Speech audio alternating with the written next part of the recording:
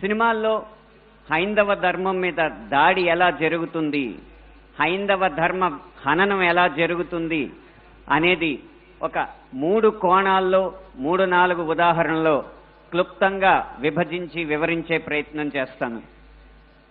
ఇక్కడ దాడి 3 కోణాల్లో జరుగుతుంది. అందులో ఒకటి కావ్యేతిహాస పురాణాలని వక్రీకరించడం, 2 తెర మీద కనిపించే పాత్రల్లో వినిపించే పాటల్లో హైందవ ధర్మాన్ని దుర్వినియోగం చేయడం, 3 తెర వెనక మా ముందు అన్యమతస్థుల ప్రవర్తన. ఈ 3 అంశాల్లో మొదటిది కావ్య పురాణేతిహాసాల వక్రీకరణ. వాల్మీకి రామాయణం, వ్యాస భారతం భారత సాహితీ వాన్మయ శరీరానికి 2 కళ్ళ లాంటివి. కానీ అదే వ్యాస భారతాన్ని, అదే వాల్మీకి రామాయణాన్ని వినోదం కోసం వక్రీకరించిన సందర్భాలు పోగొలరు. గత కొన్ని సంవత్సరాల ముందు వచ్చిన చిత్రాల నుంచి నిన్న మొన్న విడుదలైన కల్కి చిత్రం వరకు కూడా కర్ణుడికి పాత్రకి అనవసరంగా ఆపాదించిన గొప్పతనాన్ని చూసి ఒక సినిమా రంగానికి చెందిన వ్యక్తిగా నేను సిగ్గుపడుతున్నాను, నిర్మమాటంగా చెప్తున్నాను. అది కూడా ఈ కృష్ణా జిల్లా గడ్డ మీద నిలబడి చెప్తున్నాను.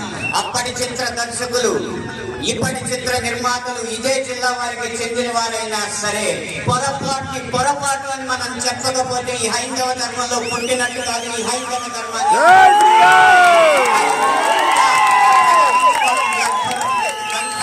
తెలియజేస్తున్నాను. ఇప్పుడే ఈ సభలో, ఈ గొప్ప సభలో సత్యవాణి గారిని అభినవ ద్రౌపదిగా వక్తలు అభివర్ణించారు. ఆవిడే ఒప్పుకుంటారా? నిండు సభలో ద్రౌపదిని వలువలు ఒలచండి అని సలహా ఇచ్చిన కర్ణుడిని సూర్యుడు అంటే సత్యవాణి గారు లాంటి మహిళామణులు ఒప్పుకుంటారా?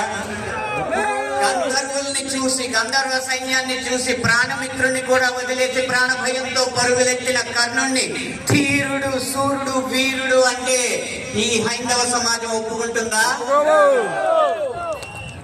ఇలా ఎన్ని విధాలు చూసినా దానంగా వచ్చిన రాజ్యంలో తనకు వచ్చిన కొద్దిపాటి సంపదని ఏదో దానాలు చేసినంత మాత్రాన ధర్మరాజంత గొప్ప దాత అని చెప్పి కర్ణుడిని అంటే మన సమాజం ఒప్పుకుంటుందా?